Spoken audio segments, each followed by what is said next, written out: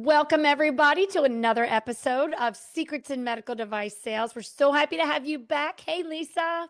Hey, yay, we're so excited. And I cannot wait for this episode. Actually, we have some really great episodes up ahead for you guys. And I'll tell you what, so Cindy and I were sitting here talking about the new year and 2025 and all these, goals that we set forward for ourselves with the podcast and at work. And we just were talking about kind of the same thing, right, Cindy? Like you and I are like, well, we need to do this, we need to do this. And what are the key traits behind this? And I'm like, well, you got to do this and you got to do that. And Cindy's like, yeah. You got to do this. And I'm like, dude, we need to talk about this on our podcast so that everybody can hear what we truly believe will bring you success. Oh, yes. And I even had somebody reach out and was saying that she spoke with a physician who's new to medical device sales, asking the question, like, what makes women successful? Now, granted, we've kind of approached some of this, but Lisa and I are really excited because we decided to do something a little different. Yeah. So, I mean, the same, but different, right? So we are just compiling multiple episodes into one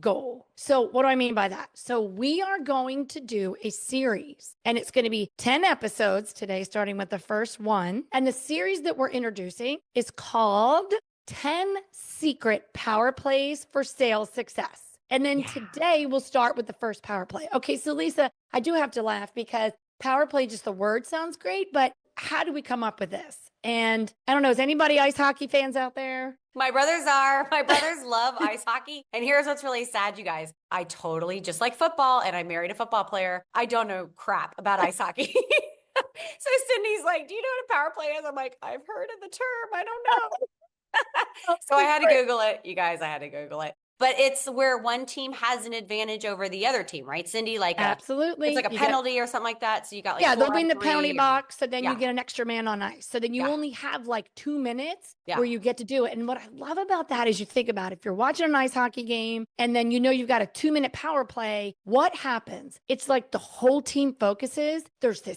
energy. They get to know that, we've got one more player on the ice. And it's like they become hyper focused, right? So how do we take that 2-minute power play in one of the periods of an ice hockey game and put it into sales? I love that. And so as high performers, you're striving each day for high impact, correct? Yeah. So we're excited. We are just calling this our 10 Secret Power Plays. Yeah. Actually, I'm really excited because so that means that you guys have to tune in for the next 10 episodes at least so that you don't miss. Yeah. You don't miss these because these are so important. And like literally as we went through them, I'm like, ooh, yeah. So I can't wait. And the first one, you guys, is strong work ethic. Did you hear that? Yeah. Strong work ethic. Woo-hoo. And here's something funny. I'm like, well, what does it mean to not have strong work ethic? Because I truthfully, Cindy just like totally choked on her drink. But like legit, I don't even know what that means because my entire life I've worked. And I'm pretty sure I have a pretty strong work ethic because I truly believe that if you're not putting your all into something, what's the point of doing it anyhow? And like, if I'm going to do something, man, I'm going to do it till it hurts, right? I mean, you and I both you did the full Ironman. I did the half Ironman. I'm a little bit of a weenie, but the truth is the training for that is super hard. It is really hard. You got to have a strong work ethic and you got to have what we're going to reveal is the secret to attaining this strong work ethic. You got to have this, you guys, because if you don't have it, and you don't believe in it, you're not going to achieve your ultimate sales success. You just won't. It will not happen for you. So if you're looking to achieve results, because that's really everything I think you just said, when you've got a result in mind, you get out of it what you put into it. You can't expect to do something that's not there. So we were thinking like, when we think about strong work ethic, like, why are we talking about this? So if any of you out there are feeling like, maybe you're not motivated, okay? Or maybe you're somebody who has this goal and you kind of think maybe you're doing what you're supposed to be doing, but you're not really productive. Or maybe some of you out there procrastinate. Not that procrastination can't get done, because there are some people who do great by that. But then if you procrastinate so long, are you missing on that moment? When you're prepared and you've practiced, back to the power play. Let's think ice hockey, okay? None of those professional players are spending the week sitting around doing nothing. They're practicing. Then it's game day. And then even in game day, it's more exciting when you get a 2-minute power play. And now you've got an advantage. So all that you know, all that you learn, you put it together in that moment. Yes. All right. So are we going to reveal our secret yet or are we waiting? I don't even know what we're doing. Are we waiting? Let's see. Let's wait just a second Okay. because we've already said like what we're trying to go for, right? And Yeah. Yeah. Yeah. we're trying to address some of the problems, of Yeah. course, that we True. mentioned, lack of productivity, Yeah. quality of work. But And how about why yeah. don't you give us a good definition of work ethic and then we'll Okay. go into our secret. Okay. But I was going to say, I said, I'm like, I don't even know what non-strong work ethic. But the truth is I do. I mean, I do. I say I do everything to the X extent. And if you ask my husband, he's like, she's a maniac. But the truth is there are some things that I'm like, about, but not when I really am looking for a result. So I looked this up because truth be told, Cindy, I actually didn't know what work ethic was defined like. I don't know what the definition is. I just know what it means to me. Or So like how to say it, you mean? Like how to actually just spell it out? yeah. So I looked it up and I typed in, you guys, a simple work ethic definition. Okay. So the work ethic definition is simply a personal set of values that determines how an employee approaches their work. Employees with strong work ethics are highly motivated and produce consistent, high quality results. A good work ethic can be taught as long as more productive behaviors are clearly demonstrated. So that kind of to me says, this is like a habit, right? It's habit forming. The more you do it, the more you practice it, the better you get at it, probably the better results you achieve. And then once you get those results, you're like, ooh, that was nice. I want to do that again. I want to go to the next round. It's like the power play moment if the goalie gets pulled, which I don't even know if that's really a power play, but They do it at the end of the game like, if I'm they're hitting down. that puck right into the goal every single dang time because I want that goal. I want to see that number tick up one because that to me shows success. So I think that's, for me anyhow, that's what a good, strong work ethic means. I like that definition, actually. I actually like that you kind of spell it out there because all of those things that you said, we're going to really dive into this some, but I think it's time to reveal our secret. Okay. You go. Okay. You go. All right. So we believe that the secret to a strong work ethic is discipline. And so we're going to dive a little bit more into that discipline. Yeah. And what is discipline? Okay, I'm not looking this up, but it's pretty much something you do every single day. And think about it. Tell me there's times you wake up in the morning and you're not motivated, or you don't want to get out of bed. Or like we just 100%. recently had snow and it's like, oh my gosh, it's so cold and I don't want to go out there and I don't want to scrape off my car and I don't want to go out cold. But say if I'm somebody who's disciplined and every morning got to get up and go to the gym, and as long as the roads are clear and they're not closed for snow, if the gym's open and your time slot is on there, you get up and go. Now, I'm not maybe as motivated to get out there in the cold, but I'm disciplined to go. So what do? Bingo. I get up, and that's the difference. When you have discipline, you're not always motivated. You're going to have days you're not motivated, but the discipline is you're going to do the act anyway. By doing the act, you get into the habit, and then you become proficient. Well, and let me tell you, listen, guys, I mean, I know that every single one of you out there probably has in mind a goal that you want to achieve or somebody that you look up to and you want to be like, or you want to live that lifestyle or that life or whatever it is that drives you. You do not get that easily. It just doesn't come easy. And there are those days, like you just mentioned, Cindy, snow is a perfect example. I'm thinking about the other morning when I got up and it was frigid here. I think it was like 38 or 39 degrees, felt like it was like 28 degrees and it was raining. And girl, I got up and went for a run. And I know it wasn't like pouring down rain, but it was sprinkling. And I'm thinking, oh my God, it might start snowing. But like, I didn't want to do it. I was cold as crap. It took me 3 miles to warm up, but I'm like, I got to do it because I know the next 3 days of my life are going to be so hectic. I'm not going to get out and be able to exercise. So therefore I'm going to have to suck it up and go do it. And when I was done, I was so happy that I got it done. Now that's an easy example, but the truth is that it takes discipline. So that is our secret. And it takes discipline if you're a true Floridian and 28 is cold. I know, right? Out there that are like running in 16-degree weather. How do you do it? You layer up, you're putting on your ski mask, which I look silly when I run a ski mask, but it works. I know. Discipline. It gets you there. Yeah. So we're talking about some of these things that get you to that strong work ethic, the discipline, the resilience. I mean, you got to have good integrity in order to know that you're doing something well in your work. So that is also really important in work. How do we build a strong work ethic? So number one, we're going to start with something that was our first episode of the New Year's, and it's setting clear goals. I think, again, it always takes a moment to talk about personal goals and professional goals. I'm a true believer that when you have personal goals that align with your professional, you're more motivated, hashtag that is with discipline, to achieve your I love that. professional sales goals. Yeah. And I mean, if you're just throwing stuff at the wall to see if it sticks, good luck to you. But setting clear goals, know what you're going after. So again, that eliminates a lot of spinning your wheels. If you know where you need to go and what you need to say, if you think ahead, it's done. And you're not Yeah. just randomly walking in wondering, I said this at the beginning, like if you're somebody who's just struggling with, why am I not really achieving? Maybe you're somebody Mm. who's going to see your customers. Maybe you're out there, but if you're not being intentional and clear with your goals, then maybe your conversations aren't where they need to be.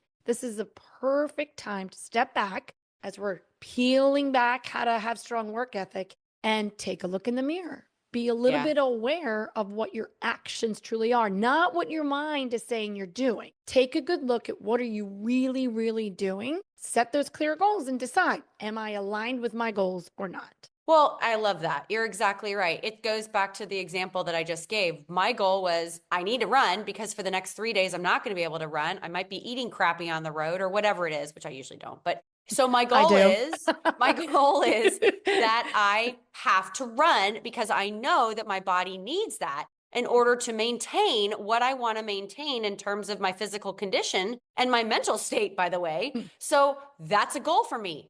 Did it get me out of bed? Hell yeah, it did. Did I want to go out and run? Hell no, I didn't. But I did it anyhow. And so I think you're right, Cindy, setting those goals, making them clear, making them achievable. We talked about this in another episode, and make them align personally and professionally. That will set you up for good, strong work ethic. Absolutely. And something else, just when you said that, it just to expand, where discipline helps is it eliminates the excuses. You Yeah. could have made every excuse that 38 is cold if you're in Florida.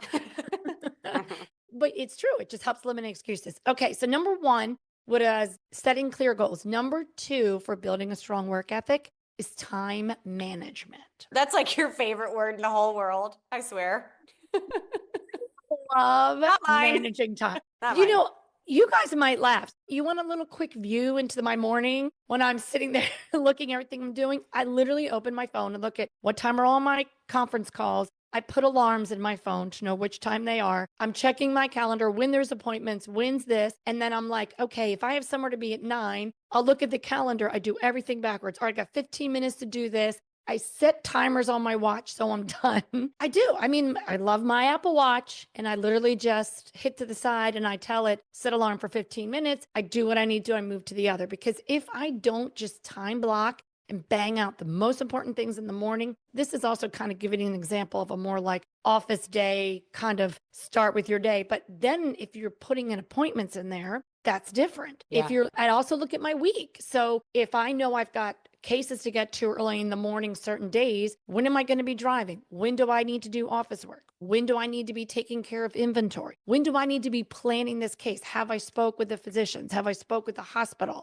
Have I got all of my I's dotted and my T's crossed? But time management is key to getting everything done. Well, and you know what all this boils down to? Accountability. It's keeping you accountable. Your time management appointments on your watch, in your phone, the ringing of the alarms, that's accountability. It's reminding you, saying, ding, ding, ding, Cindy, you have to do XYZ on this day at this time in order to achieve your goals. I think it's that simple. You're right. But I think when we talk about time management, I think if you don't prioritize, oh yeah, then you're never really going to be Good where point. you need to be. So time management helps you prioritize. One little thing, and I think I've mentioned this before, is you look at the top 3 things that need to be done each day, put them in the morning, and then all the other busy stuff sets aside. So time management will really help you stay in line in building a strong work ethic. I like that. All right. The next one after setting clear goals and time management is consistency. And this is something I love to preach. I mean, it's all about discipline. It's all about that habit forming. You have to be consistent day in and day out. And that boils down to the very basics of if you're going to run or work out in the morning or your gratitude journal, you do it every single morning. You get that done.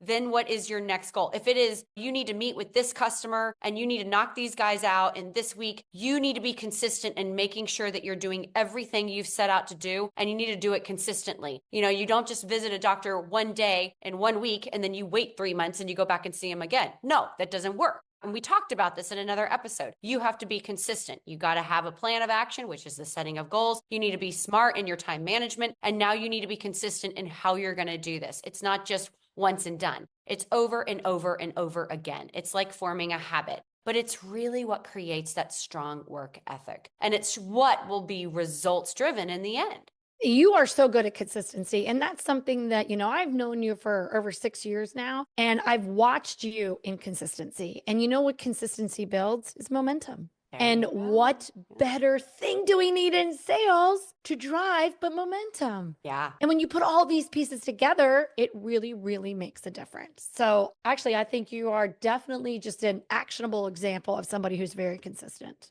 Well, thank you. I appreciate that. All right. The last one is kind of along with what we've been talking about, but the self-discipline, right? And it kind of all boils down to self-discipline. But what are we talking about? Well, you can look at this like techniques for staying motivated and accountable and consistent and all of this. I mean, for me, I truly am thinking about my end goals. And those end goals are different for every single customer, every single account, and the buckets that I need to hit for work. I mean, I'm constantly thinking about that. I'm like, okay, I got 3 cases with Dr. Smith this week. That's going to do this. I need 2 cases with Dr. Parks. You need 10 cases with Dr. Miller. Whatever that is, I'm staying motivated and accountable by in my head going through every week, every doc, every customer, and disciplining myself to make sure I'm checking those off so that I'm hitting what I need to hit in order to get where I want to get to. You just said something, and it kind of reminds me, like, this is a flashback story of mine. So I worked in a previous role. It was a lot of, what am I trying to say? Not distributor stuff. I was not working for a distributor, but commodity. Okay. So I had a hospital system, and it's consisted of 12 hospitals. And when I started in this role, they did not use my product. And so what did I do? I went in and I did all the normal sales things you do when you start. You start targeting, get to know the people, you get to find the people, and there was a lot of discouragement along the way. Some people didn't even want to talk. Some people said they disliked the rep before me. I'm not going to talk to you about that product. That makes me think of so-and-so. Okay, well, he's gone now. So then you have to take the time. It's going back and getting them to know me and getting them to like me and getting them to hear what I have to say. So it was a lot of time of first erasing the bad taste they had in their mouth. Then we have to start from scratch. Okay, do I feel motivated to go back to somebody who doesn't want to see me? The answer is no.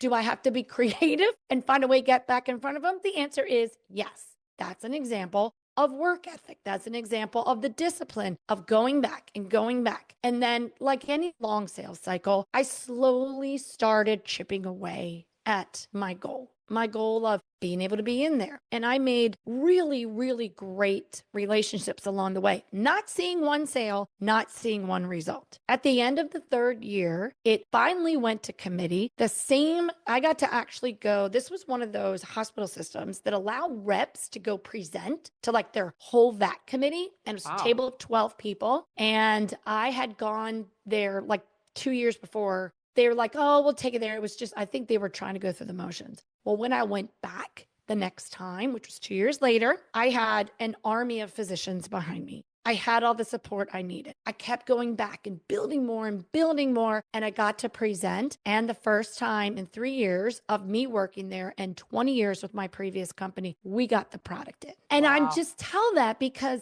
if you just stick to doing what you're supposed to be doing, even when they don't want to see you, find creative ways to be seen, creative ways to be heard differently, and you can have amazing results. And that is absolutely only due to having a strong work ethic. I love that story. I think also what totally resonates throughout that entire story is the fact that it didn't come easy. We're not saying that this comes easy, guys. We're not saying that you're going to wake up one day because you're disciplined and you got yourself out of bed and you did your check marks and all of a sudden you're just going to be super successful. Nope, doesn't look like that. A strong work ethic means you get up day in and day out, week after week, month after month, year after year for you, Cindy. And it took you 3 years to win that account over. And I'm probably sure it was a massive account and a massive win. But the point is, guys, we're not saying that you're going to do this overnight. You got to understand that a strong work ethic takes practice and it takes commitment and it takes discipline. But I promise you,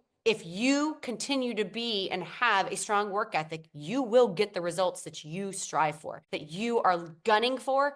You will get them. but you can't give up, and you can't allow somebody like what they said to you, Cindy. Well, we don't like you because we don't like the last rep. Okay, well, I'm not the last rep. So sorry, but I'm still going to come back. You didn't give up. And you know what? That was a fantastic story. And that's also about talking about overcoming the obstacles that you are going to hit, guys, because you will hit them. You are going to hit roadblocks, and you have to be able to say, nope, here's my goals. This was what I blocked out for my time. I'm going to be consistent. I'm going to make this a strong work ethic, mantra every day. I'm going to get up and say, this is what I'm doing because I want success. I love that. And I just want to give a little bit of examples of that to put that in perspective for you all. So, okay, what Lisa said is absolutely right. So what are some obstacles? Let's say this one word, life. I mean, come on, how many times? Yeah. It's like, okay, I've got to go do this. And you're like, oh my gosh, well now the kids are sick, or, oh my gosh, I just broke my foot. I don't know. There's going to be setbacks. There's going to be I tore my ACL repair. I tore my ACL. Remember that? That was a bad when you were setback, by the way. skiing. I don't know why I just brought that up. Sorry, that was a squirrel moment. But it's true. That's an obstacle, right? Like say you said, well, I'm going to think about it. All right, Lisa, let's say you came back from your ski trip. You had a meeting planned on Monday. Well, you ended up having surgery. Okay. Dude, I had cases. Cases. I was like, holy crap, what am I going to do now? Like legit, I had to stay an extra week in Vail to get my ACL repaired by a friend of my dad's. And I am on the bed in pre-op, literally calling my clinicals, being like, guys, I'm not coming back for another week. Poor me. I know I was in Vail, but literally it was so bad. It was so painful. Don't ever tear your ACL. But I mean, I was in that bed planning, but I was not going to let that defeat me, Cindy. No freaking way was I going to let my doctors be without their support and let any sales slide. I mean, that's just no way. My manager was like, it's okay, Lise, take your time. I'm like, hell no, I'm coming back. I can't afford to do this. I can't drive for 2 weeks. I'm going to have my husband drive me. but that is so funny too. Chauffeur, it's like driving Miss Daisy, driving Miss Lisa to her cases. You overcame that obstacle. How? You leaned on your network, your coworkers. Sometimes we need to ask for help. Sometimes we need to do it. But the point is, you didn't just because you didn't get to that case and you didn't get to that meeting, you didn't just stop. Like 2 weeks later, you're not like, well, yeah, I tore my ACL, so forget that account. I guess I'll just focus on my old stuff. Like, no, it can continue. There's going to be obstacles. There's going to be setbacks, but stay focused on your goal. And when you, again, like we've said a million other times, when you have a strong reason why you're doing something, you don't give up, Yeah. No, I love that. You're right. And I didn't. And I mean, honestly, the thought of losing any cases to my competitors makes me want to vomit in my mouth. So that's just not something that's ever going to happen. I think really, Cindy, this impact of having a strong work ethic by far is going to help you and keep you in that moment of success. It helps you stay in the moment of success, right? If you let off the gas pedal, I really feel like you're allowing people to creep in, you're allowing your competition to creep in. And it actually is reminding me of a episode that we did not that long ago. As we're closing out here, you guys, there is an episode that if you didn't listen to it, you must listen to it. It was a episode done with Patricia Choquette, who actually works with our company. And one of the things that she said, and I know you remember this, Cindy, is she said, outworking your competition. Guess what that is? Having a strong work ethic. You can't outwork somebody if you don't have a strong work ethic. And you know what else that is? That's a power play. Absolutely.